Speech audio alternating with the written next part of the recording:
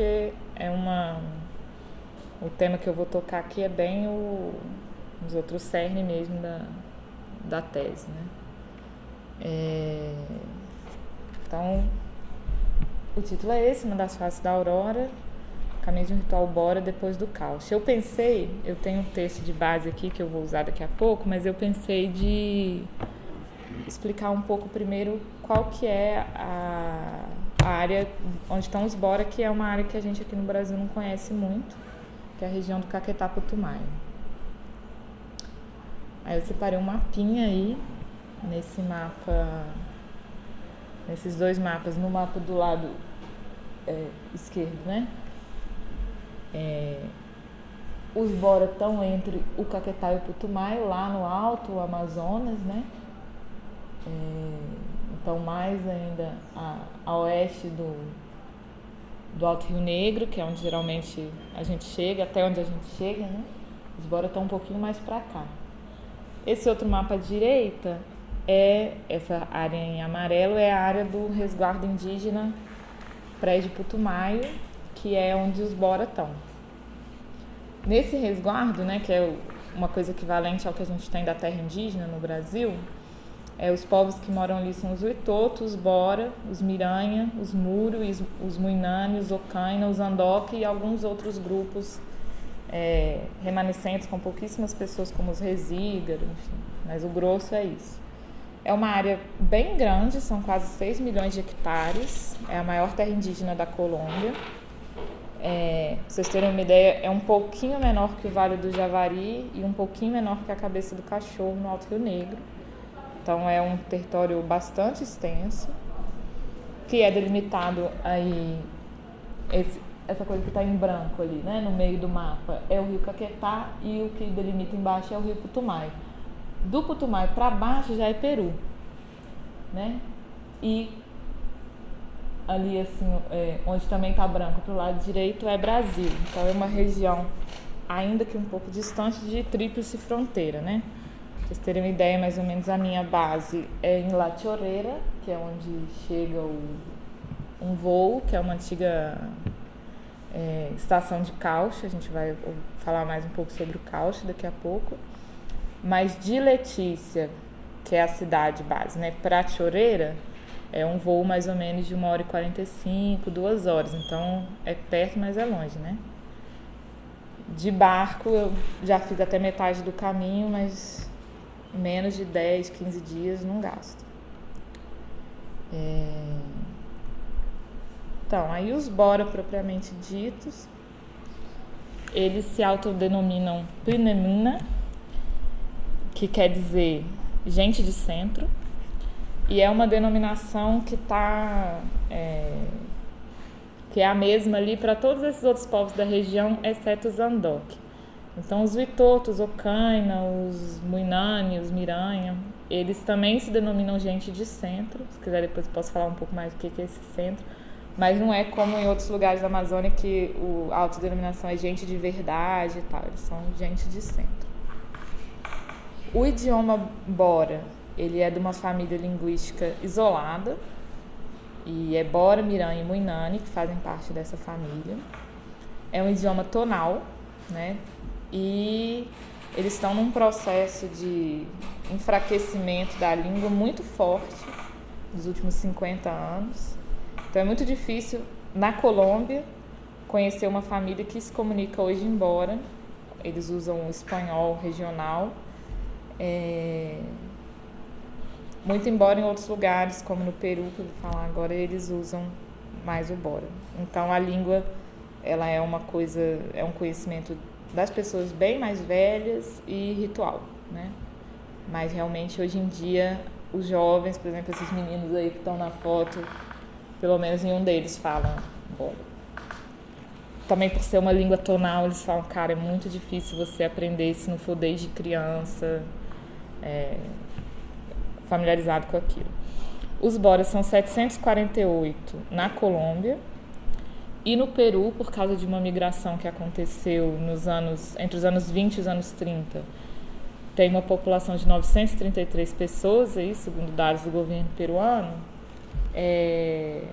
numa organização muito diferente da Colômbia, né? Assim, para dar uma ideia, na Colômbia não existe uma aldeia bora, existem malocas dispersas num território super grande, construídas ali em volta de um chefe de clã e tal. No Peru não, já teve uma influência do Sil, coisa que não aconteceu na Colômbia, e eles se organizam em algumas aldeias maiores, assim, e também por causa dessa influência do Sil e da educação, eles falam bora muito mais do que na parte colombiana.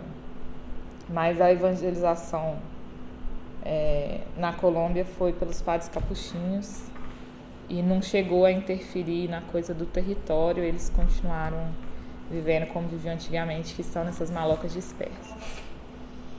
Na Colômbia eles estão dentro do departamento do Amazonas, que é no extremo sul da Colômbia, nos resguardos, principalmente no resguardo Prédio Putumayo, e nas áreas urbanas de Letícia, Porto Assis e Bogotá. Alguns em Medellín também, enfim. Mas lá na região que eu trabalho, que é onde eles falam, não, esse aqui é o nosso território, é onde é o território Bora, né? Que é a região do Médio Guará-Paraná, são 6 malocas e cerca de 280 pessoas. Então, uma conta que eu fiz em 2015, então não é muita gente, né? Para também dar uma ideia da região, eu separei alguns pontos para falar. Essa é uma região muito marcada pelo uso da coca em forma de mambe, ou em português o ipadu, que é a coca tostada, né, em pó, misturada com cinza de imbaúba. Então é um uso muito cotidiano, os homens estão masculino, os homens estão sempre com mambe na boca. E do ambil, eu esqueci de trazer, eu ia trazer. E do ambil, que é o tabaco em pasta, misturado com sal vegetal, que também é comido, né? Aí as mulheres fazem um uso mais esporádico que os homens, mas fazem um uso. É uma das poucas regiões, eu não sei, eu acho que no norte da Colômbia também tem uns indígenas que usam, mas é uma das poucas regiões em que o tabaco ele não é nem aspirado, nem fumado. Eles fumam às vezes, mas rapé não tem, mas é essa pasta de tabaco, né? O lugar de consumo dessas substâncias está muito centrado no mambeadeiro, que é alguma coisa parecida com sede de homens, assim, mas na verdade é um espaço dentro da maloca, em um dos 4 cantos da maloca. Os homens se reúnem todas as noites, assim, religiosamente, para produzir o mambe, às vezes para produzir o tabaco, que a produção dura um pouco mais, mas às vezes eles vão se encontrar para produzir o tabaco, e para conversar. Aí conversa dos temas mais variados possíveis, desde se vamos abrir a roça assim ou assado, a reunião com o Greenpeace, o mito, a cura. É um momento realmente separado do dia em que todo mundo se senta, né? Os homens se sentam para conversar. As mulheres realmente vão estar na rede, ali em volta da maloca, com a antena ligada, escutando o que está acontecendo, fofocando, enfim. Essa é uma região também que está, né, bem documentada na literatura. É uma grande área ali da antropofagia, né, de rituais antropofágicos e de caça de cabeças e cabeças troféu. Se vocês forem pensar, mais ou menos não está assim tão longe do Jíbaro, então tem uma ligação ali. A antropofagia foi abandonada há relativamente pouco tempo. Algumas pessoas falam que o último ritual foi em 47, mas no começo do século XX ainda era feito. E, bom, hoje não é mais feito. Vou falar um pouco disso depois no meu texto. E aí, já entrando mais na organização social, eles se organizam por um sistema de clãs de filiação patrilinear. Então você herda o clã do seu pai, que herdou do seu avô, enfim, né? Passa pela linha paterna, mas o reconhecimento do parentesco é bilateral, o que faz com que os casamentos sejam muito difíceis, porque é muito difícil você encontrar uma pessoa casável, né? Porque a partir do momento que qualquer pessoa do clã dos seus avós maternos ou paternos são seus parentes, você vai ter que encontrar uma pessoa casável ali fora disso, mas que seja bora, numa situação de 280 pessoas, né? Antigamente eles eram muitos, então era uma coisa mais fácil, mas Atualmente é super difícil você encontrar alguém que não seja seu primo, né? Que não seja seu parente. Não é dravidianato, né? Como em outras regiões da Amazônia. O Kahadimaz e o Gachê, que são os dois caras que estudaram lá, argumentam, e eu, né, confirmo aí pelos meus dados, que é um sistema esquimó-havaiano. Então, por quê? Porque eles não têm a distinção entre primos cruzados e paralelos, não existe essa distinção de parentes cruzados e paralelos, o que faz com que em G0, né, na geração de ego, todo mundo seja irmão, mas existe uma distinção entre pai e tio, entre pai e irmão do pai ou irmão da mãe, e o mesmo vale para os parentes da mãe, né? Então, o seu tio, você não vai chamar ele de pai, você vai chamar ele de tio mesmo, é outra nomenclatura, outra terminologia. E aí isso faz com que o diálogo, às vezes, com o parentesco amazônico fique meio difícil, porque é bastante diferente dos outros lugares que a gente está acostumado a trabalhar, né? E a residência é pátria local, e eles têm uns ciclos de rituais super complexos, que se dividem entre rituais ordinários e de nominação. Eu vou falar um pouco nessa apresentação aqui, vou pegar meu texto, sobre um ritual de nominação, um ritual de transferência de nomes, que é um ritual que estava praticamente perdido, e eles recuperaram esse ritual nos anos 80, a partir dos anos 80, e que hoje é o ritual mais importante que eles têm por diversos motivos. Então agora eu vou para o meu texto. Tá claro até aqui um pouco assim a coisa da região? Bom, nesse slide aí tem... Lá é uma região que também tem trocanos, né? Que são tambores que emitem sons a larguíssimas distâncias. Então tem o manguaré aqui, que é curioso também falar disso. Um é mais agudo, o outro é mais grave, né? O menor é mais agudo, o outro é mais grave. E a língua bora é tonal. Então esse tambor ele é capaz de transmitir mensagens a largas distâncias, a centenas de quilômetros, através do sistema tonal da língua. Então o cara bate naquele esquema grave e agudo, a pessoa consegue ouvir e captar a mensagem. Mas essa apresentação ela vai falar mais do Diaríqua, que é esse de cá, que é um trocano. Enquanto aquele ali tem todas as malocas, esse aqui vai ter só em algumas malocas. É um pau de mais de 10 metros de comprimento, que também no ritual que eu vou falar, que é o ritual de Diaríqua, ele vai ser tocado. Então vamos lá.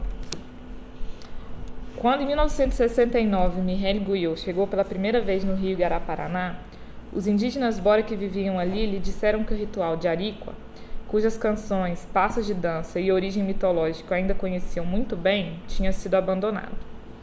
No lugar do antigo trocano que era tocado nos rituais de nominação de Diaríqua, presente somente na memória dos mais velhos, 2 meninos e 2 meninas mais velhos do chefe do clã Amanhecer foram nomeados nos anos 80 com um trocano descartável feito de pau de açaí, cujo ritual, o Todilqua, é considerado até hoje como inferior e ao mesmo tempo englobado pelo ritual de Diaríqua. Mais de 45 anos depois, quando eu cheguei no Médio Guaraparaná, 3 das 6 malocas bora da região possuíam em seu interior um trocano de Diaríqua.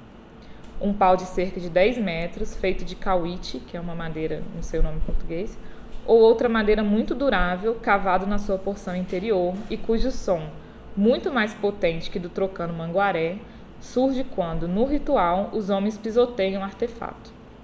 Ou seja, os bora não apenas haviam recuperado seu antigo artefato ritual, mas o utilizaram para a nomeação de alguns de seus filhos. O IFEM registra em 1915 a existência de aproximadamente 15 mil boras na região do Caquetá Putumayo. Pouco mais de 50 anos depois, quando Mireille Guyot chegou na região, os boras somavam cerca de 250 pessoas, número que já era o reflexo de um tímido movimento de recuperação demográfica que nunca foi consolidado, até os dias de hoje, são 280. Se o comércio de pessoas com os luso-brasileiros e as epidemias foram importantes para a morte dos Bora no final do século XIX e no começo do XX, nada é comparável com a atuação dos caucheiros peruanos da Casa Arana. As atrocidades dos empregados dessa companhia fizeram com que os Boras se localizassem no centro daquilo que Tosig definiu como cultura do terror. Aí aqui tem algumas fotos de descrição. Essa aqui é uma foto de 1913, de uma das primeiras pessoas que denunciou o que estava acontecendo lá. E essa aqui é uma foto recente, de 2015, de um painel que foi pintado em 2012 em La Chorrera, que era o centro de operações da Casa Arana. Foi feito por 2 Bora, e aí vocês podem ver as cenas, a memória que eles têm dessa história, né? A suposta selvageria das práticas antropofágicas nativas era a desculpa moral dos caucheiros para as torturas e assassinatos dos indígenas nas estações de caucho. Os Bora atuais contam que seus parentes nunca haviam vivido tamanha violência, de maneira que chamam esse período como o tempo do genocídio caucheiro. Depois das denúncias de Roger Casement ao governo inglês sobre os abusos dos empregados da Companhia Anglo-Peruana e da desvalorização do caucho amazônico no mercado mundial, os Bora, que não tinham sido transladados ao Peru ou ao rio Putumayo, começaram a reorganizar sua vida nas bacias dos rios Igaraparaná e Cauinari, territórios que já ocupavam antes da Casa Arana. Ainda que antes da Casa Arana eles ocupavam regiões de cabeceira, e aí eles começaram a se organizar na beira do rio depois disso. O impacto do caucho foi tão grande que os Bora dizem que, nesses tempos, havia apenas 4 abuelos que, escapando dos caucheiros, conseguiram permanecer no seu território. Além de não ter roça onde plantar ou malocas onde viver, os clãs que não tinham desaparecido estavam completamente arrasados. Isso impactou diretamente a vida ritual. Essa é uma foto tão tratada que virou quase uma gravura, de 1915, do Wilson, que também foi um viajante que passou por lá. E aí tem um esqueminha um pouco dos rituais que existem, né?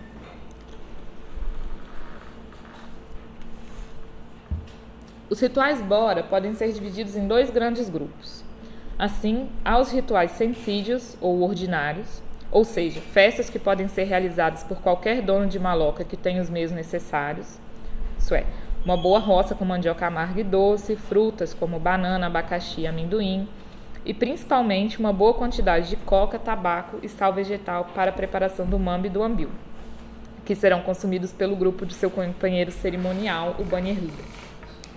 Já os rituais de carreira ou titulares são exclusividade de determinados donos de maloca. Alguns dos clãs Bora são herdeiros de um dos 4 tipos de festas de carreira, onde ocorre a transmissão de nomes de prestígio. Uma pessoa que tenha sido nomeada em um desses rituais terá, ao longo da sua vida, 4 nomes. Um ao nascer, outro ao ser nomeado pela primeira vez, outro ao nomear o seu filho e, por último, quando acontece a nomeação de seu neto.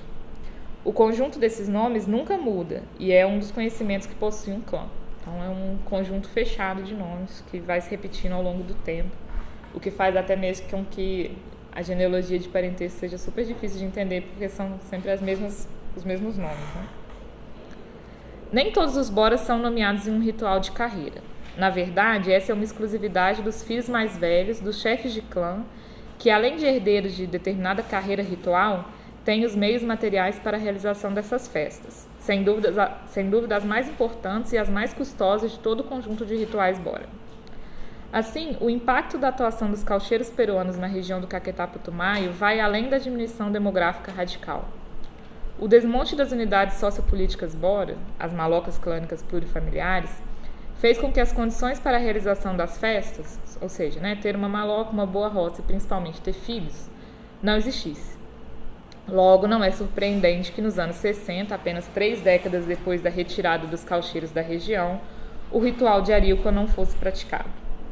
Contam os velhos Bora que o primeiro pau de Arilqua, o trocano pisoteado durante os rituais de nomeação das crianças, é a transformação dos ossos de um homem, que ao se converter em anaconda e ameaçar a família de seu pai, foi morto por seu irmão, a garça branca. Enquanto na mitologia Bora atual a anaconda muitas vezes aparece como um signo de maldade e de doenças, A garça branca, em oposição, costuma estar associada às palavras frias e de conselho. Além disso, a garça é filho direto do Deus de nossa criação, e hoje em dia é muitas vezes comparado a Jesus Cristo. No tempo da chegada dos primeiros brancos na região, contam que a garça branca foi a responsável por fazer negócio com os Anâmina, literalmente gente que dispara. Esse é o nome que eles dão para os brancos, né? Gente que atira com espingarda. Dos brancos, a garça trouxe as primeiras mercadorias, como machados, terçados, redes de algodão, panelas de metal e roupas. Assim, os donos de maloca que possuem a carreira ritual do Diaríuca são os únicos autorizados a realizar também o importante ritual da garça branca Itiupa. A parte de quando os bailes de Diaríuca são celebrados por causa da nomeação de um filho maior de um chefe de clã, os Diaríuca são tocados também quando se fazem bailes de conselho, ocasiões nas quais geralmente a liderança de um clã é entregue pelo pai a seu filho mais velho. É esperado que esse ritual sirva para apaziguar os possíveis conflitos entre as pessoas e também com os espíritos, em um esforço de harmonização, é uma palavra que eles usam, cujo resultado deve ser a liderança pacífica do futuro chefe de clã. Esse tipo de baile de Diaríuca, chamado Amerka, nos ajuda a compreender um pouco as transformações da vida ritual Bora depois do caos. Enquanto Amerkatsi é a palavra embora para traduzir guerra ou agitação, onde Tsi é um classificador de lugar, então logo podemos traduzir guerra como a palavra guerra, né? Como o lugar onde se faz o ritual Amerka. O nome do irmão desafortunado do mito de origem de Diaríuca é Amerkanepoa, ou seja, a anaconda da guerra, ou a anaconda da guerra que deu errado. O Diaríuca, assim, é um ritual marcado pelas relações de agressividade entre a garça branca, poderosa e pacificadora, e seu irmão, a anaconda de guerra.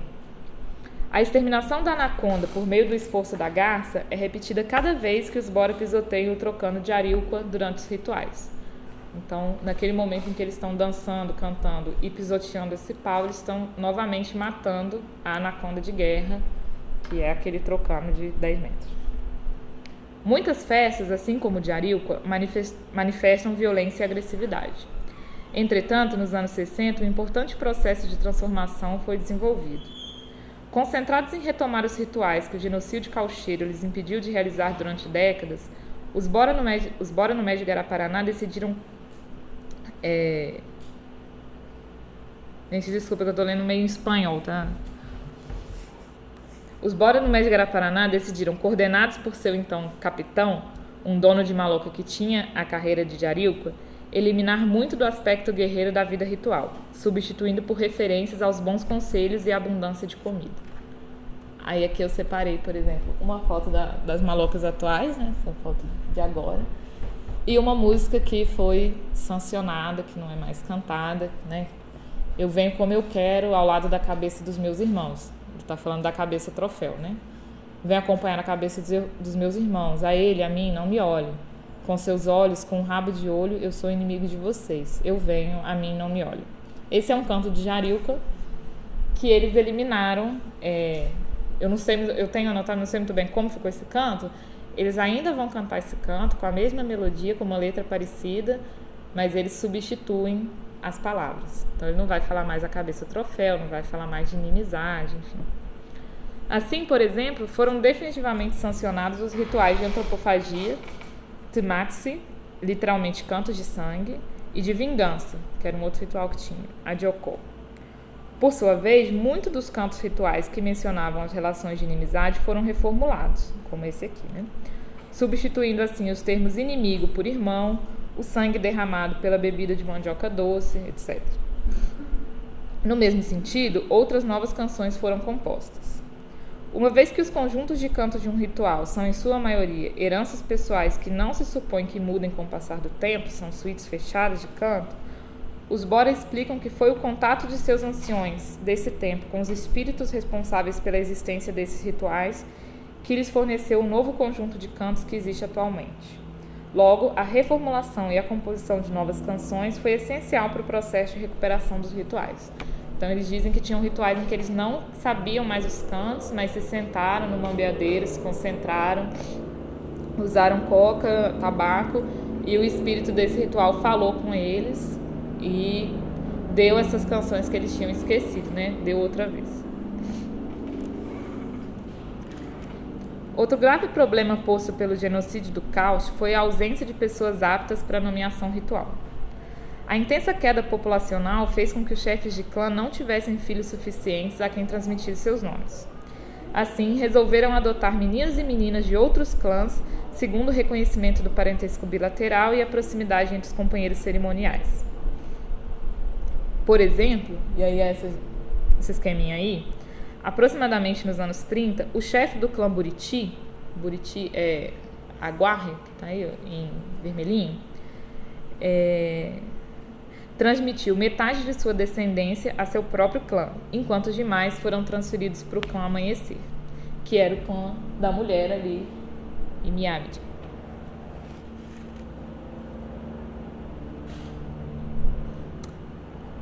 Ainda, pouco mais de uma década depois, o chefe do clã Gavião, que é esse gavilã aí que está em rosinha, que não tinha filhos homens a quem passar a sua carreira ritual, ele só tinha essa mulher aqui,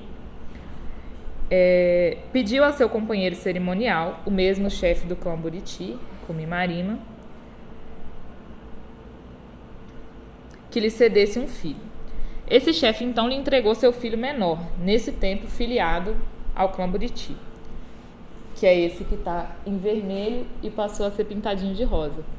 Então, esse menino pegou o nome do outro ali e um filho, que era o filho caçula, ele era o último filho, ele passa a ser um chefe de clã do clã Gavião, que já tinha, né, ia acabar caso não tivesse rolado essa adoção. O resultado dessas transformações foi a manutenção de pessoas nomeadas no ritual de Ariuqua pelos dois clãs, o Buriti e o Gavião. Nos anos 80, entretanto, ainda não havia sido feito um ritual de Jariuqua entre os Bora no Médio Garaparaná. Coincidiu com seu surgimento a crescente reivindicação dos povos da região pela regularização do seu território, que alcançaram em 88 com a demarcação do resguardo. Pouco depois, o chefe do clã Tamanduá, órfão desde muito novo, retomou a carreira de Jariuqua de seu clã, a qual ele mesmo não havia sido nomeado. Então, no clã Tamanduá, o pai tinha sido nomeado, depois do genocídio caucheiro ele não conseguiu nomear o filho, mas esse novo chefe, ainda que não tivesse sido nomeado, nomeou o filho mais velho, né? Então, você teve gerações em que pessoas não nomeadas, ainda que tivessem o direito de fazer o ritual, nomearam os filhos. Algo muito similar aconteceu também com os rituais de Popó e Pirtiapa e Parra.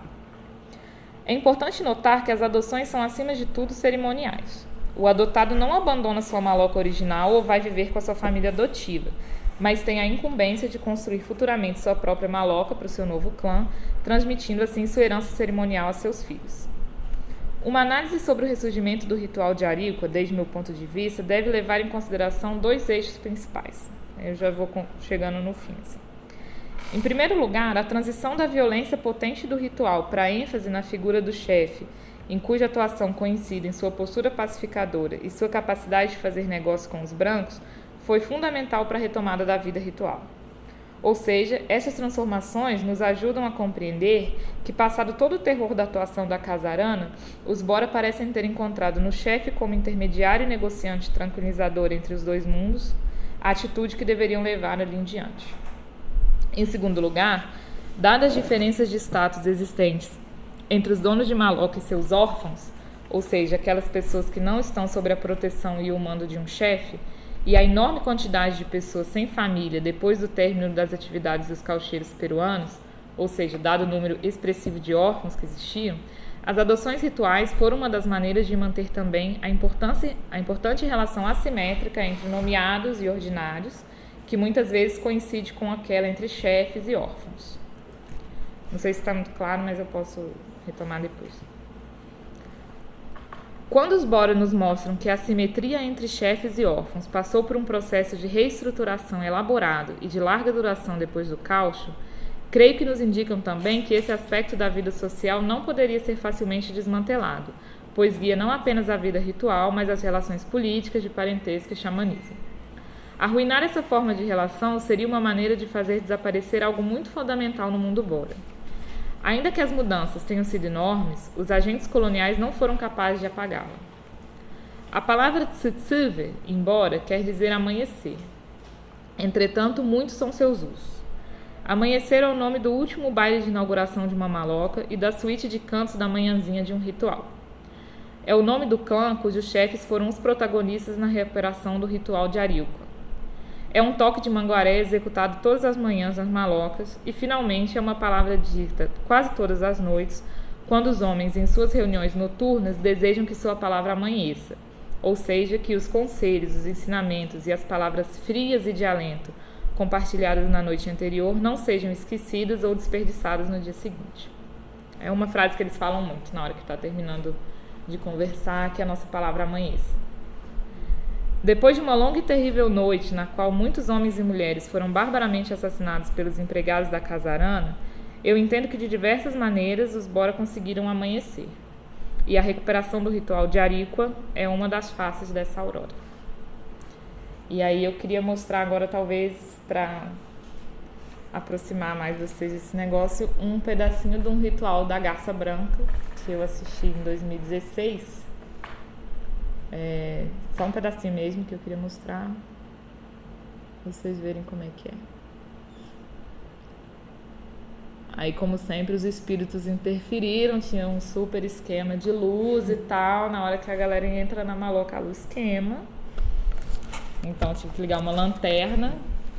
E aí ficou horrível o vídeo, mas dá pra entender. Todo mundo falou, claro que ia acontecer, né? Eles pediram pra eu gravar os cantos e as danças, porque eles falam, a gente perdeu muita coisa, enfim, não queremos que aconteça essa história de novo, então grava tudo, guarda, para um dia os nossos netos poderem ver, enfim. E esse é um momento super importante no ritual, falando um pouco da vida ritual deles, porque esse ritual começa ali 4, 5 da tarde, vai indo com músicas tranquilas, meio de diversão, e aí mais ou menos entre meia-noite e 2 da manhã muda tudo, muda o ritmo, muda mais ou menos a estética melódica do negócio e começa o único momento em que os Bora improvisam. Todos os rituais são fechados, né? Todas as canções são fechadas, mas nessas canções da meia-noite, que eles chamam, que são um pouquinho depois da meia-noite sempre, é a hora em que você tem um refrão, que é sempre o mesmo, mas cada pessoa que canta, ela vai improvisar. E é o momento em que eles falam do caucho, eles falam de brigas internas, eles falam que o ritual tá ruim, eles falam um monte de coisa. As pessoas que são do grupo do parceiro cerimonial, que eles chamam de fora da maloca, que são as pessoas que estão fora e entram. Então, é esse momento aqui que a gente vai ver, o momento em que eles vão realmente incitar essa violência.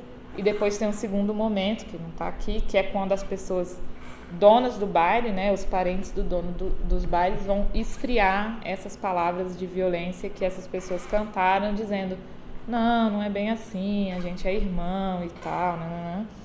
E aí eu espero que dê para ver aqui que esse é um momento importante, porque a família, né, os parentes, enfim, o grupo desse parceiro cerimonial entra cantando suas canções fortes, e as pessoas de dentro, né, do núcleo do dono da maloca, tem que pagar essas canções. Todas as canções são pagas mesmo, as de diversão.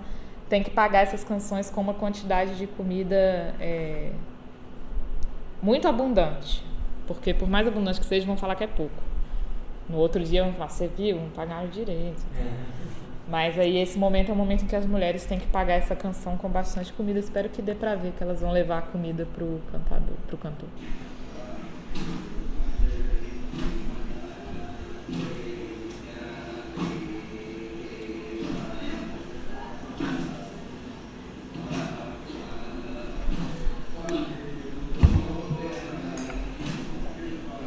E esse é o ritual da Garça Branca, que eles falam que é o ritual mais espiritual, profundo, enfim.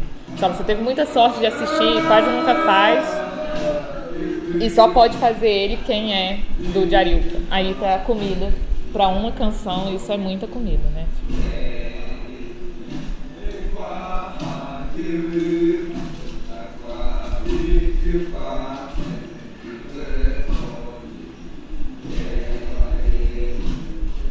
A mulher recebeu a comida, né?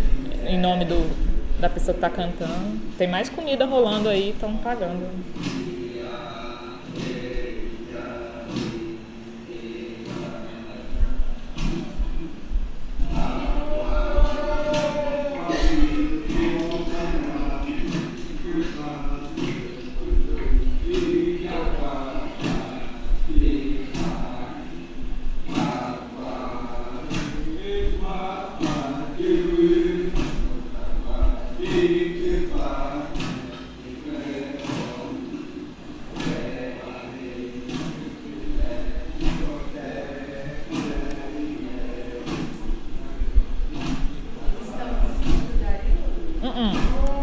Nesse ritual da garça não toca.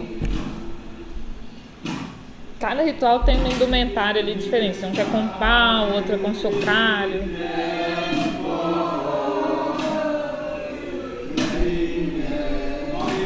É um dos poucos rituais que todas as mulheres cantam. Hã?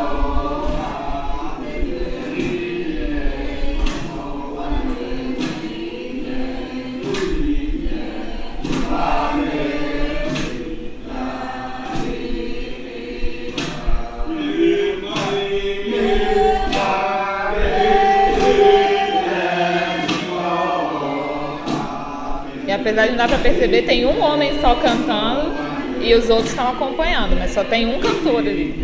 Uma pessoa que é responsável por esse canto. Ele que puxa e os outros só. É um senhor que tá. A pessoa errou o canto, estão zoando.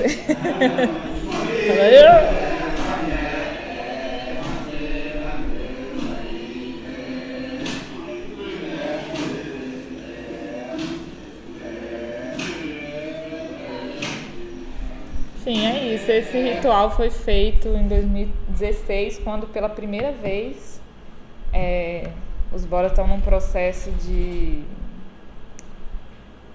negar um pouco a organização estatal que chegou com a demarcação da terra indígena, que separou eles por cabildos, né? Seriam como se fossem comunidades, mas foi uma separação que não respeitou muito mesmo a violência antiga, as brigas e toda a coisa territorial que tinha dentro do Igará-Paraná e entre esses grupos.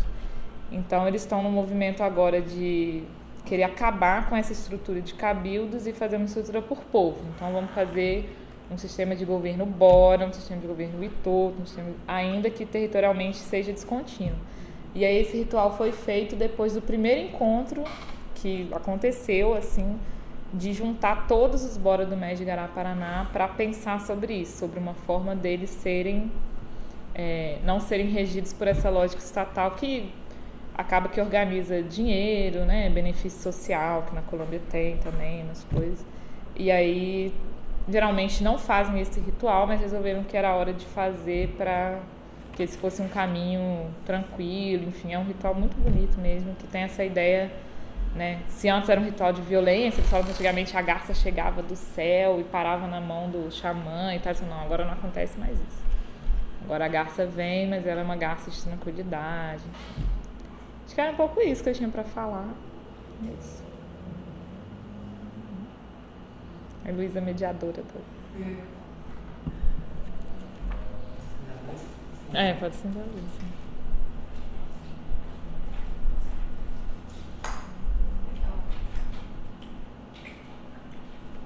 Agora uma pergunta. Hoje eu queria ouvir um pouco, no começo você comentou o significado da designação deles, gente de centro. Ah, sim. Eu gostaria de saber que centro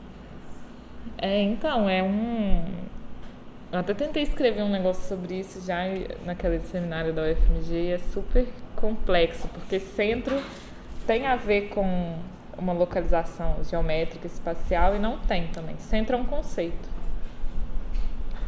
Por exemplo, você está conversando com uma senhora e pergunta: onde que é a sua roça? Ela fala: ia lá no centro. E aí você pergunta: mas os Bora vieram de onde? Vieram do centro. Do centro. O centro é mais ou menos uma área de mata fechada. mas também é o lugar de onde você veio, de onde, uma vez que você é gente de centro, lá é seu lugar de origem. Então, pode significar isso, seu lugar de origem, significa mata fechada, mas também é um centro, é um conceito que é flutuante, por isso que é um conceito, não é um lugar. Porque, por exemplo, essa coisa, né, deles terem se mudado de áreas de cabeceira para áreas de beira de rio, pode ser que eles falassem, putz, agora a gente não é mais gente de centro porque o centro ficou lá, mas o centro do mundo também é a Maloca. A Maloca, eles contam pra gente que o que a gente vê como uma casa e tal é uma mulher deitada de cócoras, não de cócoras, mas assim, deitada de lado e enroladinha, cujo centro é um umbigo. O umbigo dela e o mambeadeiro é a parte do peito, e onde você queima as folhas de imbaúba é o umbigo dela. E aquilo ali é o centro do mundo. O mambeadeiro geralmente vai ser um círculo assim de homens. Uma dos pilares da Maloca vai ser o lugar em que o chefe da Maloca vai se sentar, ali é o lugar dele. Você pode sentar em qualquer lugar, mas ali é dele, não pode. E no meio sempre vai ter um prato de cerâmica, que é onde queima as folhas de imbaúba. Então, assim, o centro é várias coisas. O centro é o meio do mundo, o centro é a Maloca, o centro é a área de mata fechada. Então, quando eles dizem que são gente de centro, eles estão falando um monte de coisa, assim. E tem uma diferença, eles fazem uma diferenciação também, assim, eles são gente de centro. E aí os Witoto, eles vão chamar de gente de baixo. Os Miranha. E os Witoto vão ser gente de cima, que tem a ver com a localização deles de origem, uma coisa que conversa um pouco com a literatura do Rio Negro, né, assim, do lugar de origem deles, assim. E eles vão se autodenominar como gente de centro e denominar as outras pessoas como gente de baixo, gente de cima, gente do... Então tem isso também, assim. E os Witoto, por sua vez, vão dizer a gente é gente de centro, os Boras são gente de baixo, os outros são gente de cima. Então o centro é um monte de coisa. Mas tem essa coisa da origem de onde a gente surgiu, tem um lugar geográfico situado, assim, para os Boras, de maneira geral? Para os clãs. Cada clã vai ter, e é um conhecimento, eu não tenho acesso, é super difícil, fechado. Eu sei mais ou menos de alguns clãs, assim, mas não é uma coisa que... É uma coisa que um chefe de clã vai saber, no máximo ali os filhos dele, que ele vai ensinar e tal, mas não é um conhecimento. Mesmo os nomes são informações, assim, difíceis. Na minha negociação com eles tem coisas, por exemplo, né, quando eu falo que eles são, sei lá, filhos do Deus da nossa criação. Tem um nome disso, embora. Eles falam, na hora que você for falar da gente, não fala esse nome. Assim. Então tem muito essa coisa de um conhecimento que ou ele é realmente propriedade de determinadas pessoas, ou ele só é acessível se você se senta muitas noites naquele mambeadeiro, se você usou muita coca. Agora eles falam, não é de graça. Né? Tipo assim, não vai ficar contando por aí de graça. E aí é isso. Eu, assim, acho que não tem uma coisa tão geográfica exata como no Rio Negro, mas tem região, né? Tipo assim, aquele igarapé, não sei o que, é de onde, não sei. Mas tem.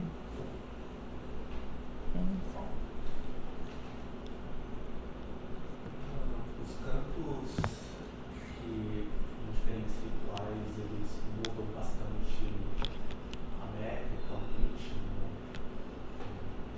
Cara, meu ouvido é meio leigo, assim. Mas... Não muito, assim. São meio... Mas você ouve, assim... Né, por essa coisa que eu tava contando da língua. Eu moro numa Maloca em que as pessoas falam espanhol, então eu não domino Bora. E muito menos a língua ritual, que é um negócio que mesmo quem fala Bora, muita gente não domina essa linguagem. Mas às vezes eu escuto e falo, isso é de baile de fruta, né? Ah, é. Então, assim, tem alguma coisa ali que que identifica, mas é mais porque as letras, na verdade, que eu acho que diferenciam mais, que elas geralmente se remetem a acontecimentos míticos e tal. Então, sei lá, pode ter uma letra que fala o sapo pula, caiu na água, o sapo pula, caiu na água. Não é fortuito, né? Tem um mito de um sapo que se relaciona com alguma coisa ali daquele ritual. E a figura você estava falando daquele senhor, aquele cantador, assim, que era o que puxava o canto. Uhum. Essa figura se mistura com a figura do xamã, tem essas diferenciações de xamã e, sei lá, mestre de cerimônia. Deixa eu fazer uma pergunta para você, Léo. Uma das coisas que eu te perguntar é como que eu esqueço, assim, em termos de estrutura do ritual, isso que você falou da coisa do parceiro, que eu fiquei super curiosa, saber, enfim, essa organização, eu vi as mulheres, mas você vindo das Guianas, né, onde as mulheres dançam em geral, acompanhar filas de mulheres e filas de homens em determinados contextos, e uma cisão muito grande entre quem é de fora e quem é de dentro, quem é um visitante, enfim, dá para querer saber um pouco como é que é a estrutura, assim, A coisa das mulheres, assim, é super uma coisa que eu queria entender um dia, mas eu vou demorar muitos anos para ver vários rituais, eles não acontecem. Vou ver um agora, em dezembro, se tudo der certo.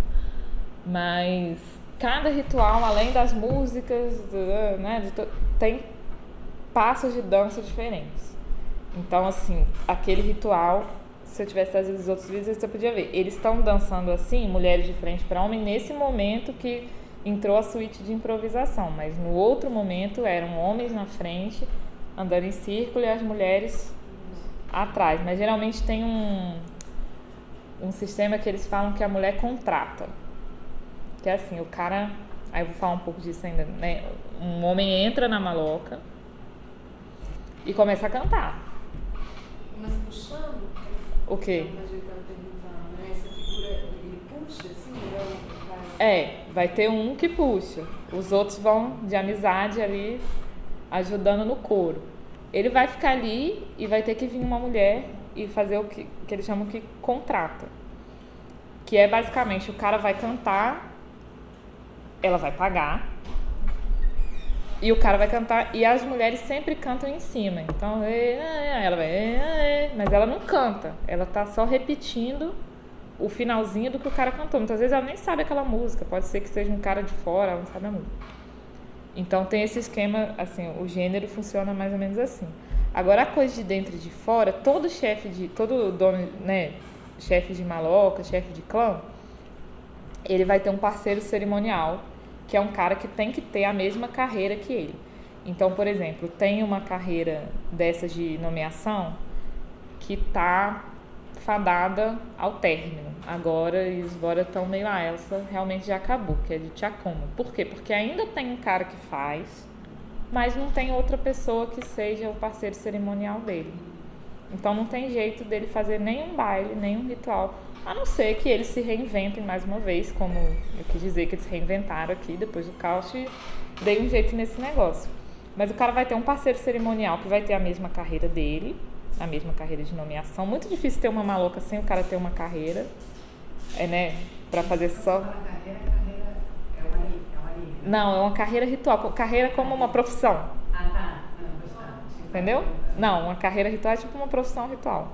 Que vão ter as carreiras ordinárias, que é vamos fazer festa. Colhemos muita bacaba, bora fazer um baile de fruta, cantar, ser feliz, é legal. Isso qualquer dono de maloca pode fazer, basta ter um pouquinho de coisa. Agora, as carreiras para você dar nome, ou para você nomear um chefe de clã, que é aquele amercar, aí você tem que ter essa herança tem que ter sido passada desde o seu ancestral mais distante até você. E aí o seu parceiro cerimonial tem que ser um cara da mesma carreira, da mesma profissão, vamos dizer assim. Mas ele é de outro clã. Ele é de outro clã. Não pode ser, De outra maloca. Portanto, de outra maloca. Depois do caucho, acontece... Porque, assim, os Uitoto vão ter uma estrutura de baile mais ou menos parecida. Não tem a de garça, mas tem uma outra. Não tem os Bora tem uma de máscaras. Aí não tem... Lá tem uma que parece, mas não tem máscara. Como não tinha muita gente, eles conseguiram fazer com que o seu parceiro cerimonial, pode ser que ele seja de outro grupo, pode ser que ele seja um Uitoto, mas ele tem que ter mais ou menos a mesma carreira, a mesma profissão de baile, vamos dizer assim. E aí esse cara, um tempo, aí parece um pouco com as guianas, porque um tempo antes, tipo assim, vou nomear meu neto, né? Um cara vai falar, já nomeei meu filho, agora eu vou nomear meu neto e pegar meu último nome em vida, acabar com esse negócio, né? Entregar meu clã pra ele. Ele vai preparar muito ambil, mas é muito, gente, assim, é um negócio realmente...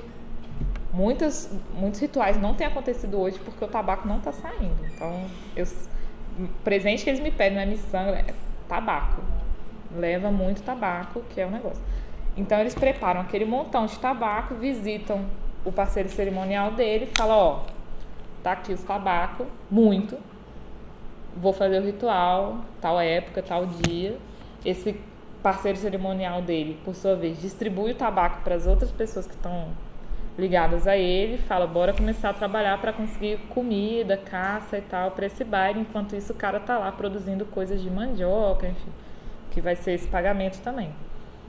E aí no momento do ritual, um dia antes, esse parceiro cerimonial vem, entrega a caça. Essa galera fica sem dormir muito tempo, porque no dia anterior eles também não dormiram, eles ficaram tocando manguaré o tempo inteiro. E coca, né? Como os outros, igual galinha, eu falo, gente, você fica igual as galinhas. Ficou ligadão. E aí ele entrega essa caça, né, como pagamento daquele ambil, daquele tabaco que ele recebeu, toca o manguaré e tal. E aí no dia do ritual mesmo, tem uma separação muito grande entre os de fora e os de dentro. Os de fora vai ser o pessoal do parceiro cerimonial, que trouxe a caça no dia anterior. Eles entram, cantam, as mulheres de dentro vêm, contratam, mulheres de dentro, mas do grupo do parceiro cerimonial. Enquanto isso, o pessoal da maloca e do grupo dos caras da maloca, eles não cantam. Eles estão sentados no mambeadeiro. Então, os de fora também trazem as canções. Os de fora são os que trazem as canções. Os de dentro estão lá, concentrados. As mulheres também, eles não cantam, não fazem nada, só tipo estão sacando o que está acontecendo, estão vendo se o pagamento das canções está rolando legal, se não, estão vendo se está todo mundo comendo. E aí nessa hora que eu mostrei que a galera começa a insultar eles, a lembrar de coisas tristes e tal, a Mireille Guyot, que é essa mulher que trabalhou lá, com quem eu trabalhei nos arquivos dela, recolhe vários cantos que falam sobre a época do comércio de escravos, que falam sobre a época do caos, enfim, cantos tristes mesmo. Aí nessa hora, depois disso, é que a galera de dentro, o dono de maloca, vai levantar pela primeira vez e vai cantar. E vai cantar as coisas pra esfriar, pra acalmar. Eu tô lembrando de quase uma estrutura dos diálogos cerimoniais, assim, enfim, pensando aqui nessa hora. Umas poesias românticas, deixa eu ver, enfim, essa dinâmica, uma dinâmica meio de guerra, mas... É verdade, eu nunca tinha pensado, mas é verdade. Essa coisa de... Porque lá essa oposição entre quente e frio é muito forte, assim. Os caras vêm com canções quentes e a galera vem esfriando. O tabaco é frio, né? O tabaco é frio, a coca é doce, eles falam. Então o que tá amargo, a coca adoça, e o que tá quente, o tabaco esfria. Então esse negócio do tabaco que tá no centro de todo ritual também é porque se você não tem tabaco suficiente, o momento ritual pode ser divertido, mas é o momento para dar merda também, né? É o momento para acontecer alguma desgraça, alguma tragédia. Então tem que ter muito tabaco de reserva ali para qualquer coisa que aconteça. E aí a coisa do xamã, lá não tem muito a figura ou xamã, mas o que tem é uma, como é que eu vou dizer? Uma separação, uma posição muito forte entre o filho mais velho e o filho imediatamente mais velho. Então, entre o primeiro e o segundo filho, né?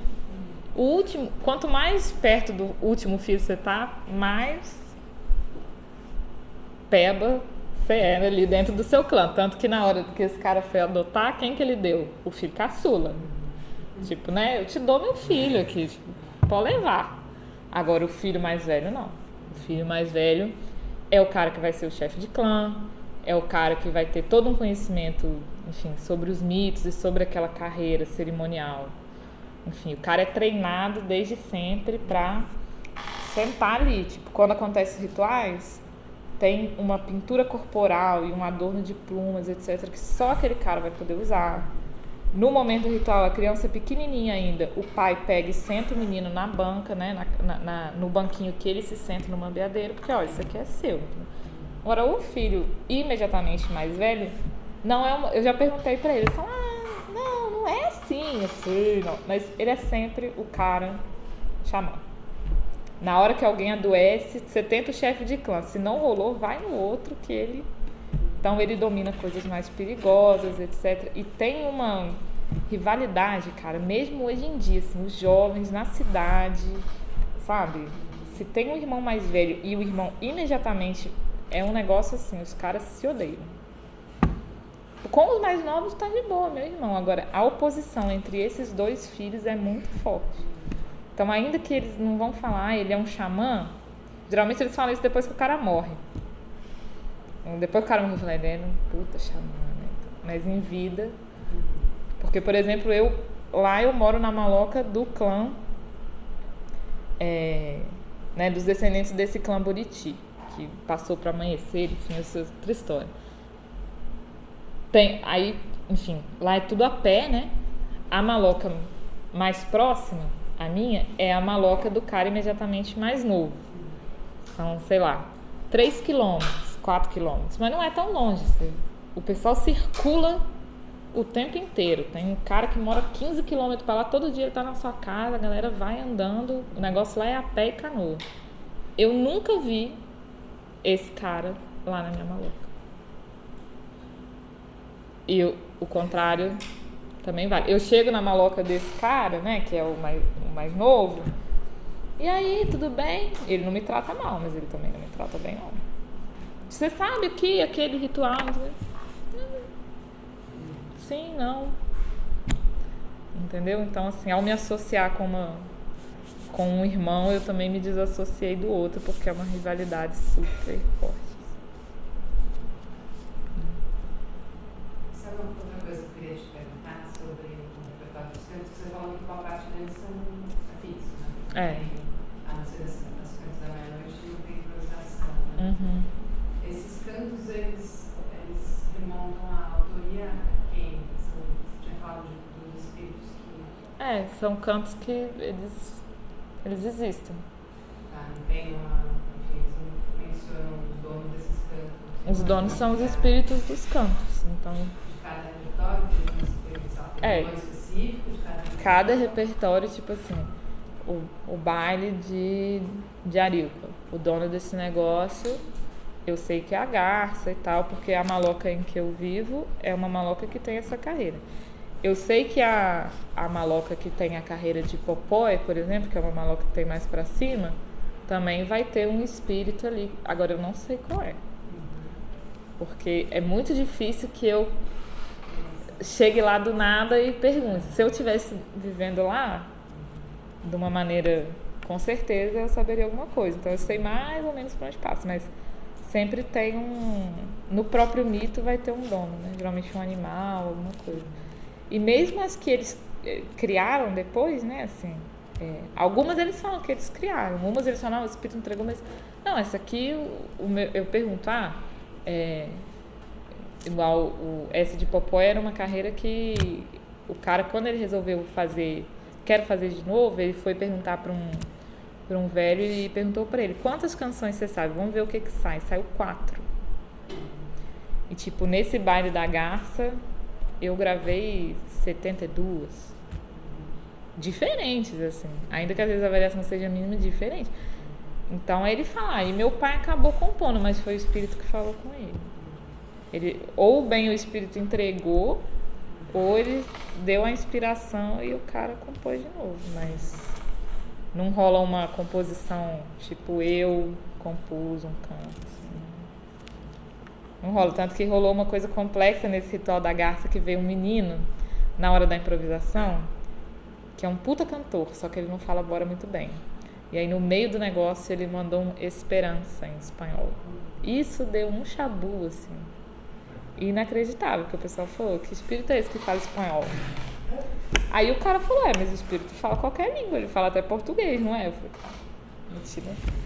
Entendeu? Então eles também estão nesse processo, essa coisa da língua é muito séria, porque é uma demanda deles, mas ao mesmo tempo eles não têm falado mais entre si. Ainda que todo mundo cante. As crianças decoram os cantos sem ter a mínima ideia do que estão falando, mas cantam, assim. Você falou da transformação das canções, né? Essa transformação ela ocorre a partir de uma agência dos próprios Bora ou Cara, não humanas? não, ele... Tem a ver também com uma questão de mudança histórica, né? Sim. Existiu um canto aí de 1967, feito por pesquisadores. Sim. Eles mudam os termos, né? De acordo com a conjuntura política contemporânea. Não, eles contam que foi nesse ritual, um ritual de Todilqua, que era desse pau de açaí, que é a mesma estrutura do de Ariuca, só que não tem o... que aquilo é um negócio enorme também, que é um puta trabalho derrubar aquilo, cavar, enfim, laquear com verniz. E aí, num ritual desses, o que eles contam é que o chefe do clã Amanhecer, que era o dono do baile, que era o capitão nomeado pelo governo também, era tipo assim, um grande líder. Foi uma coisa bem prática, assim. Ele se sentou, chamou todo mundo e falou, eu proponho que a partir de hoje a gente não cante mais músicas que falem de cabeça, de comer o outro, de inimizade, de sangue, que a gente faça essa substituição. Ok? Aí todo mundo concordou. Ok. Então foi nesse processo. É bem datado, assim. Isso foi final dos anos 60. Tipo, bem específico, naquele momento em que eles se reuniram, discutiram e resolveram que não iam mais cantar isso. Então aí quando... mentira, não foi começo dos anos 60 não, foi anos 70. Princípios dos anos 70, porque quando a Mireille Guiot foi lá, eles ainda cantavam. Então aí quando eu trabalhei no arquivo dessa antropóloga e voltei lá com esses cantos, com os áudios e as transcrições. Eles nunca mais tinham ouvido aquilo. E aí ao ouvir com eles, eles falaram, eu conheço essa música, mas a gente não canta mais assim. Essa tradução aqui tá certa, mas não é mais assim. Tanto que agora a gente está no movimento de tentar publicar essas canções, mas aí é um puta trabalho de fazer uma adaptação, porque eles não querem que seja publicado tal qual era antes, não querem que sejam publicados ou reproduzidos os cantos de antropofagia. Eles sabem ainda, tipo, você pegar um velho meio assim, ele te conta direitinho, a gente fazia assim, cortava o morto assim, assado. Mas não é algo que a gente quer falar sobre isso. Então foi um negócio muito pontual, assim, é datado mesmo. Vocês querem publicar a extensão das letras? Eles querem publicar algumas coisas, que é um arquivo riquíssimo de uma mulher que trabalhou lá na década de 60 e 70, mas que não publicou esse material. Já que fala em papel mesmo? Papel, fazer um livro. livro. Música cantada não, os dois, assim, eles têm a ideia de fazer um livro e tal, como um CD, talvez, alguma coisa. Porque eu voltei com o material bruto, né? Falei, tem aqui, são tipo 26 horas de gravação de canto e a maioria transcrita. Eu falei, tem isso, vocês querem fazer alguma coisa? Se não quiser também, não, a gente quer fazer, mas quer pensar direito. A gente tá nesse processo de usar alguma dessas coisas, enfim, vários mitos também, essas coisas. Mas tem que dar uma filtrada nele, sabe? Não pode ser tudo.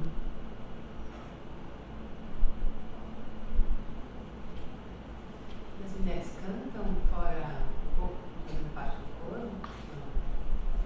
Não. E tem vários rituais que só uma canta. Na hora desse negócio de contratar, eles falam, né? Pode até ir 10 mulheres, mas só uma canta. Mentira, as mulheres cantam em um momento. Na noite anterior, quando vai entregar a caça, as mulheres cantam. Sozinhas. O cara chega com a caça, ela vai dar bebida de mandioca não fermentada, ela não tem bebida fermentada. Aí ela vai entregar essa bebida, ela canta. Porque o cara que chega com a caça, ele chega na mesma violência. Tipo, tô aqui trazendo, não sei o que tal. Aí a mulher tem que responder, tipo, não, peraí. É um canto meio... Mas ao mesmo tempo que não, peraí, é um canto super irônico. É super assim, você veio, tá. Aí esse momento elas cantam. Mas tirando isso... Agora no meu último campo eu descobri que tem também um corpo de canções que eu tentei gravar alguns, que eu não sabia que existia, depois de tempo trabalhando lá, que são canções de niná. Aí eu gravei essas canções e as mulheres cantam essas canções.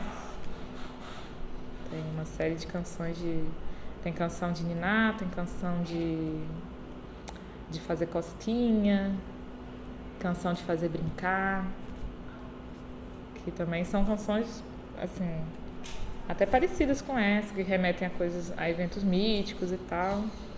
Aí tem esse corpo de canções aí que as mulheres cantam para as crianças, né? Conhecimento feminino. Assim. Tem canção De amansar, bobear o school, né? Até agora.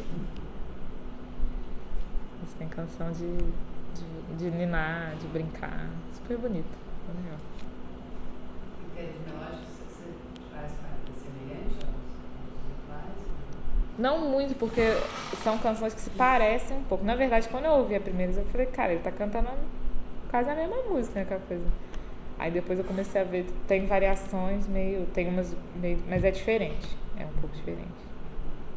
E tem muitos instrumentos também, né, que foi uma coisa que não deu pra falar aqui. Mas as mulheres não tocam, não. Mas esses rituais tem vários tipos de flauta, tem vários tipos de chocalho, tem acho que tem 3 tipos de flauta, aquela estrutura de flauta de pan. Tem umas pequenininhas, tem outras de 12 tubos, que é em dupla. Tem várias. Tem ocarina, que é, né, tem de cerâmica, devia ter trazido. Assim, tem umas ocarinas de cerâmica, de semente e de cera de abelha, que é uma flautinha, que é igual a andina, né? Flautinha fechada com os buraquinhos. Mas que já não é ritual, é mais lúdico, assim, não é no mundo do ritual. Dos instrumentos, como é que é fabricado o trocando e a dica? Cara, então... Se dá pra pensar isso que a gente viu? Eu não acompanhei, né? Porque eu já acompanhei uma feitura do manguaré. É um trabalho, tipo assim, mais de um mês pra fazer um. Mas eu perguntei, o Jariuco, eles dizem que você passa uma boa parte do tempo procurando na mata um pau que seja grande o suficiente, de uma madeira resistente, boa. Tipo assim...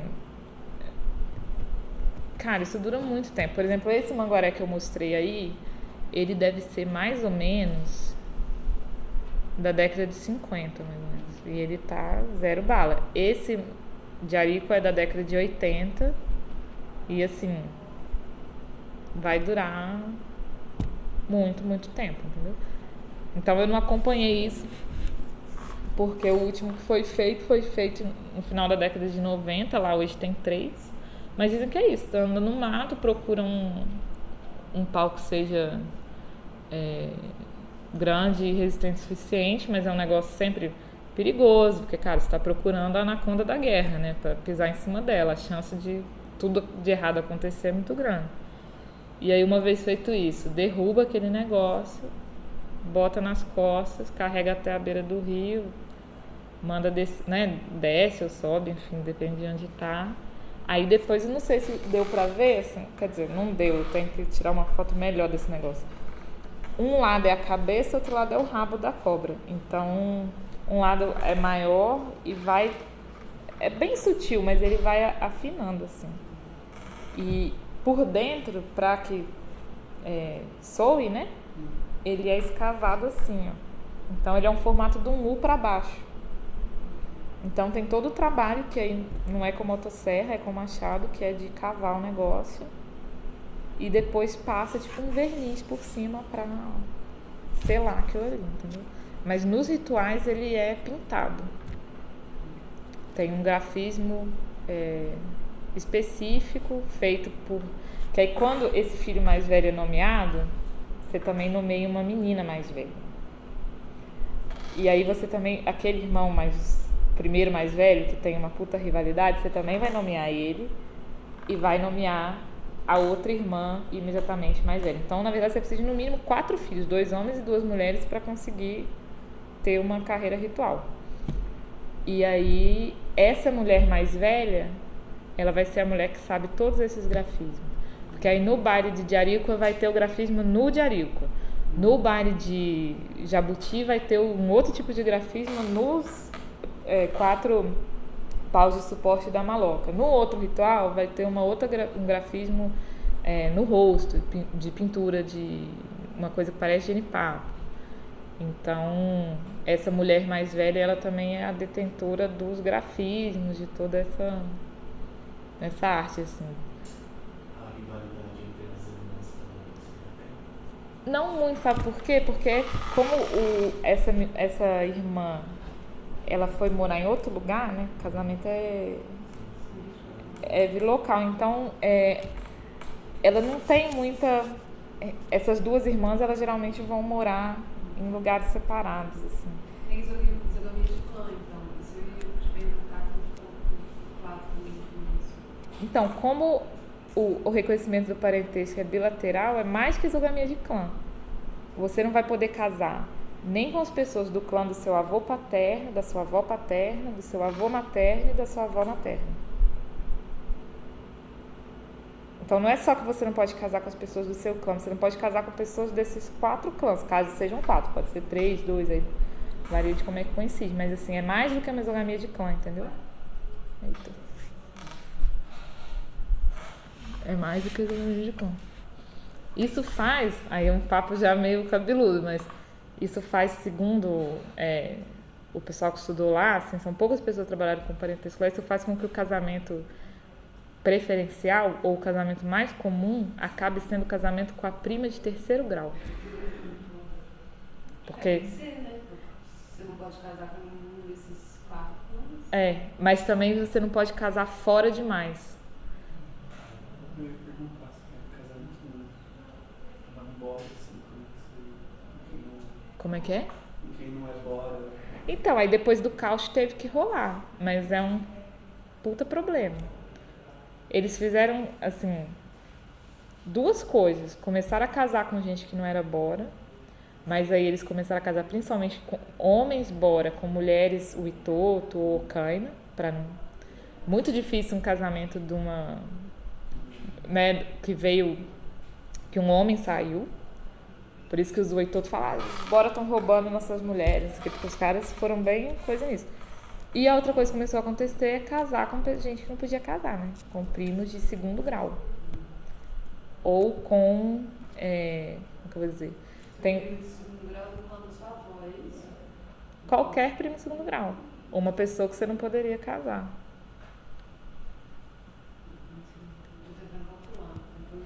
É um primo na geração para baixo, né? Então, tipo assim, você tem...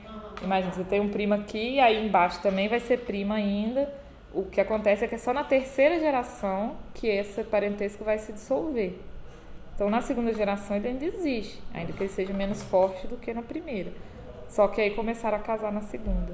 Ou começaram a rolar casamentos intergeracionais, que seriam... É meio cabeludo mesmo, sem desenhar é difícil, mas seriam como se fosse entre uma sobrinha e um tio classificatório, mas uma coisa bem distante. Então tem uma inflexão geracional também, por causa dessa coisa. Acabou tendo. Mas aí você tem que ver contexto a contexto, porque tem... Acaba que são pessoas que estão bem distantes, assim, um cara que morava num clã lá longe. Aí a primeira coisa que dá pra falar, mas fulano é meio sua sobrinha. É longe, mas é. Mas é muito longe. Mas eles tiveram que casar com gente de outro grupo, assim. Mas entendo, porque eles não distinguem primo paralelo de primo cruzado, mas e quando é do sexo oposto? Também não.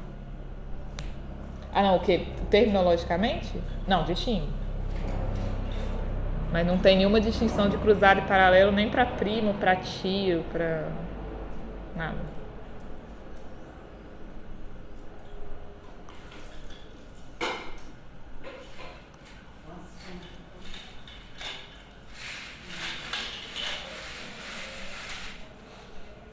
E esse repertório dos grafismos, ele é um pouquinho de via moderna? Ou É dessas mulheres mais velhas, né? Então a tia paterna vai transferir para a sobrinha, né? Tipo, porque a partir do momento que essa mulher se casa, ela vai embora, o filho dela vai ser de outro clã, mas ainda mantém essa relação de que, tipo, dela com a sobrinha, assim. Tanto que é isso, depois do caos, muitas contas não fechavam. O cara podia até ter um filho mais velho e uma filha mais velha, mas ele não tinha esse tanto de filho. Né? E mesmo assim, mesmo hoje, não é tão comum você ter uma família que tenha 4 filhos. Os Bora tem muito 2 filhos, 3 filhos, 1 filho. Ou casais casados que não têm filhos. Você não quis ter filho. Tem uma coisa, assim, que eu já conversei com algumas meninas também, de um conhecimento sobre técnicas abortivas que é bem disseminado, enfim. Então tem isso também.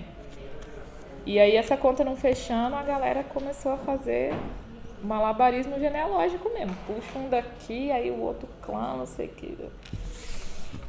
E a tese vai ser um pouco sobre isso, assim, porque acaba que tudo isso passou por um sistema de adoções, que não é uma adoção, vamos dizer assim, familiar, do tipo dar de comer e viver com a pessoa, é uma adoção cerimonial. Tô te dando meu clã, ficando mais velho, tu vai ter que construir uma maloca. Mas, ao mesmo tempo, geralmente as pessoas que são adotadas são essas pessoas que estão numa... Como é que eu vou dizer? Que na hierarquia do negócio são mais baixas, assim, que são os órfãos. Os órfãos são pessoas que estão ali e não têm parentes, né? Geralmente é essa pessoa que vai ser adotada, assim. Você conheceu chefes de cerimoniais, não sei como se chama, Uhum. que são esses já acusados infantis? Sim. Já tem uma Já. relação. E aí, em termos de repertório ritual, eles têm menos, sei lá, conjuntos de rituais em relação aos outros? Não, Não, essa hierarquia. não, mas assim, é sempre uma coisa que vão jogar na cara, assim. Tipo assim, tem um cara que é super... Porque o que acontece? Antes do caos, ser órfão, né? Órfão é o quê? Um cativo de guerra também, né? Um cara que você pegou numa incursão de guerra, trouxe pra dentro de casa. Ele vai ser um órfão. É um órfão mesmo, uma pessoa sem pai nem mãe ali. Muitas vezes, aí também é mais cabeludo explicar isso, mas é o seu sobrinho classificatório que você trouxe pra dentro do seu campo pra casar com sua filha. Enfim, órfão é uma categoria lá que quer dizer muito mais do que apenas não ter pai, não ter mãe. Você pode ter seu pai, sua mãe, sua família inteira lá no Caquetá. Se você foi morar no Igaraparaná, não tem ninguém, você é um órfão. Então essa categoria já existia, só que o que aconteceu depois do caos é que realmente ela passou a existir de uma maneira muito, né, de 15 mil pessoas para 250, todo mundo era órfão, não tinha órfão de fato, né? Então acaba que o pessoal teve que, né, produzir chefes a partir do que seria a coisa mais baixa no sistema de prestígio deles, que eram os órfãos. Mas aí tem um super discurso de tipo, fulano, chefe de maloca, é um órfão, mas ainda assim ele conseguiu se erguer. Só que, claro, aí também vai falar, fulano, órfão, né? No final, ele não, você sabe, né? Tipo assim. Então Mas o que eu acho muito, assim, como é que eu vou dizer? O que comunica muito essa história é que essa era uma posição que não podia, não estava em jogo ser desfeita, porque sem essa posição entre chefe e órfão, os caras, sabe assim, abriram mão de várias coisas. Antropofagia, beleza, a gente não precisa mais de comer, gente, não precisa mais de fazer ritual de vingança, vamos apaziguar, não sei o quê. Agora, essa diferença é muito marcante e é uma palavra que eles usam, assim, do tipo, eu sou um chefe, eu tenho muitos órfãos ao meu redor. E quando eu cheguei lá, eu não entendi muito bem, porque, tipo assim, ó, só que eu entendi essa palavra. Mas é uma categoria, né, assim, nativa mesmo, e que embora ela quer dizer ou órfão ou ser pobre. Se você falar de uma pessoa que não tem nada, uma pessoa muito pobre, sem bens, assim, é a mesma palavra.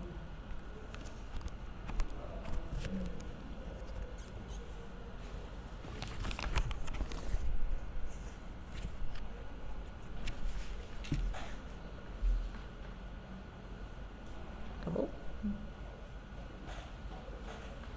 Mais alguma coisa? Eu fiquei mais curioso por esse órfão. Como é que é? Não sei. Não sei, uma categoria. Quando eu cheguei lá a primeira vez, eu me lembro, né? Cheguei primeiro para fazer uma consulta prévia, né, como diz outros. Se eu podia fazer a pesquisa lá e tal. E aí, primeiro dia lá, falaram, vai ter uma reunião na Maloca de noite. Os homens sumiram, me deixaram lá, e as mulheres falaram, você tem que ir lá, você não vai? Cara. Aí fui, uma maloca, assim, as malocas têm um descampado enorme em volta, geralmente. E aí eu fiquei meio sem graça, lembrei, né, eu tive uma experiência engraçada nos Pareci, que eu quase entrei na casa dos homens, enfim. Aí eu falei, cara, eu não posso dar nenhuma mancada aqui, mas eu não sei como é que é a etiqueta desse negócio. Eu entro nessa porta, eu peço licença, eu bato. Aí eu lembro que o cara virou pra mim e falou assim, não, entra, pode entrar, então senta aqui.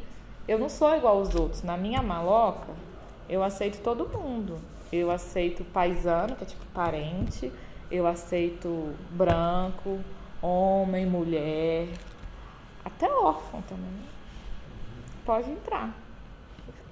Que isso que os caras... Eu não falava espanhol direito, né? Eu não falava espanhol que eles falavam. Eu falei, cara, será que eu entendi direito esse negócio mesmo? E aí depois eu comecei a sacar que é uma categoria que nos trabalhos da região sempre aparece, mas não foi descrita direito ainda, e que ela é uma oposição entre chefes e órfãos. Tipo assim. E é isso, se você não tá sobre a proteção, ou sobre o controle, ou né, a serviço de um chefe, não tem uma pessoa ali que você está ligada por via de parentesco, afim ou consanguíneo, você está numa posição de órfão. Então, por exemplo, lá na maloca em que eu moro, é um chefe muito poderoso, assim, vamos dizer. É um cara que é professor, é o único professor da região, professor indígena. É um cara que é filho desse outro que fez essa coisa das canções na década de 70 e tal. E é uma família que enriqueceu muito na década de 90 com o narcotráfico. Eles tinham vários laboratórios de cocaína e tal, então produziram muita grana nessa época. Tem uma puta casa enorme, uma maloca legal. Com essa grana da cocaína mandaram os filhos estudar, então assim, ele mesmo estudou.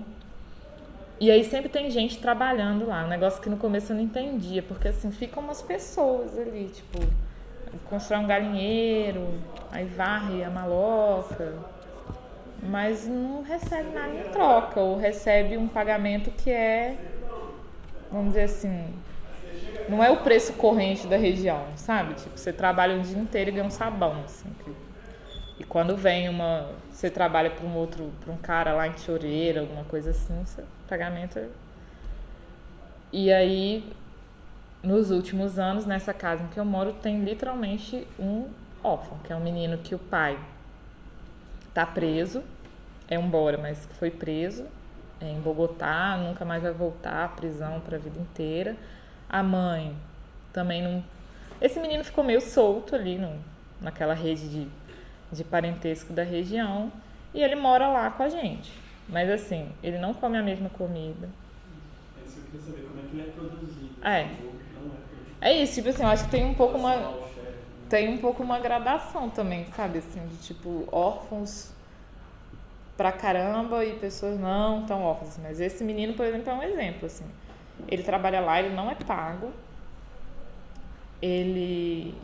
Quando dão alguma coisa pra ele é roupa, mas assim, é só pra ele não andar sem roupa, porque ele só tem uma camiseta, uma calça Ele sempre vai comer, caçou, aí todo mundo come a melhor caça e dá as tripas pra ele. Ele não come com a gente, ele come do lado de fora. E assim... eu ouvi isso várias vezes. Eu disse, não, mas ele não é gente. Ele é meio bicho. Mas aí, assim, a pergunta é, o menino tá ali, né? Ele já teve a oportunidade de trabalhar com regatão, foi embora pro Putumayo, não sei o quê, mas voltou. E ele chama o chefe, né, de meu tio. Ele fala, ele é meu tio. E tem toda uma coisa que na época que, antes do Cauchy, os Bora, eles se envolveram numa coisa de comércio com comerciantes de pessoas, assim, de escravos portugueses. Então, esses chefes, eles conseguiam pessoas ou por guerra ou por, enfim, rapto e vendiam para os comerciantes. Com o tempo, tem várias fontes que falam, e eles também, os próprios Bora falam, eles começaram a vender pessoas da própria família, em troca de ferramentas de metal, roupa, coisas, pólvora, fogo, essas coisas. Chegaram, tipo, tem viajantes passando lá falando, eu fiquei impressionada que o cara vendeu o filho, me vendeu o próprio filho, o filho mais novo, o caçula. Entendeu? Então é uma categoria muito antiga, muito anterior ao Cauchy, ou a essa coisa dos rituais. É um negócio assim, estrutural deles mesmo, porque quando eu pergunto, mas aí na época do comércio de gente, quem que vendia? Galera, órfão, né? Entende? Só que em algum momento deixou de ser só cativo. Foi mesmo pessoas da própria família, assim.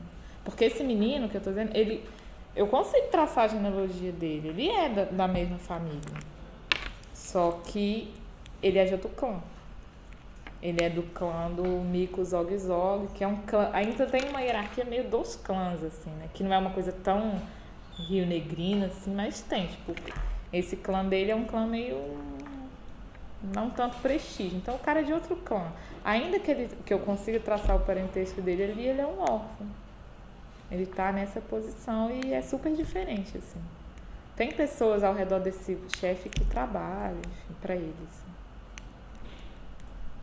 Eu fiz duas perguntas relacionadas com isso. Primeiro, você mencionou que o órfão dentro de uma casa, ele vai chamar o chefe de tio. Nesse caso que eu tô dizendo, ele chama o cara de tio. O tio, ele é um sogro potencial também? Assim, seria, terminologicamente, ele é um sogro potencial? Não, porque não é dravidiano. Não, eu tô pensando porque isso faria todo sentido no contexto guianense, né? Tô pensando aqui, tipo, no deslizamento entre... Tem uma palavra que é utilizada por genro, que são os poitos, né? E que ela também era traduzida como escravo e era uma expressão de genro que era, enfim... Sim. O que acontece... Eles eram vendidos, sim. Né? São os escravos que chegaram na mão dos holandeses, né? Sim. Mas que tem a ver com essa posição estrutural assimétrica entre o sogro e o genro. Aí a outra coisa que eu ia perguntar tentando pensar isso em termos de parentesco. As mulheres, você falou que fica local. Então isso significa que as mulheres vão morar na malota dos maridos. Isso. Você também falou que não é dravidianato e que também tem essa isogamia de... Então o casamento normalmente é com uma menina de terceiro grau. Isso. Quando ela chega numa malota, então ela é uma órfã? Sim. Só que aí o que os chefes fazem repetidamente? Tentam casar a filha com um órfão. Como é que é? Tentam casar essa menina Para que ela não precise sair. Para que ela não precise de sair e para que ela produza filhos que vão ser do seu clã. E aí, no final das contas, esse órfão vira o gênero dele. Lindo. Entendeu? Então, porque tipo assim, e uma outra coisa que tem rolado, aí eu vi que, né, pegando de novo, eu falei, cara, isso tá rolando pra caramba. Aí eu comecei a perguntar pra eles, antigamente era assim? Eles falaram, sim, antigamente também era assim. Aí eu consegui exemplos disso mais longe. Uma menina, né, jovem, tem uma primeira relação ali,